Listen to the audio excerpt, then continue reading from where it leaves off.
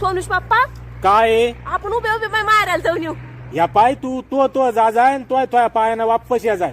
मला काही आग्रह करायचो नको की चला म्हणून माझ्या संग. अहो कधी बी तुम्हाला मारायला चला म्हणलं की तो जा जाय तो जा जाय. तुम्हाला का खाते गावते तिथं खात नाही पण मला नाही या वाटत ग. काऊन नाही वाटत. मला असं फसवणूक झाल्यासारखं वाटतं सोनूची मम्मी. फसवणूक हा म्हणजे आता पाय तू एखाद्या साडीच्या दुकानात गेली, हा तिथून साडी आणली आणि घरी आल्यावर ती खराब निघली म्हणा किंवा तुला आवडली नाही म्हणा, तू वापस त्या दुकानात घेऊन गेली आणि दुकानदार म्हणला मी आता वापस घेत नाही, तर तू डबल त्या दुकानात जाशील का ग?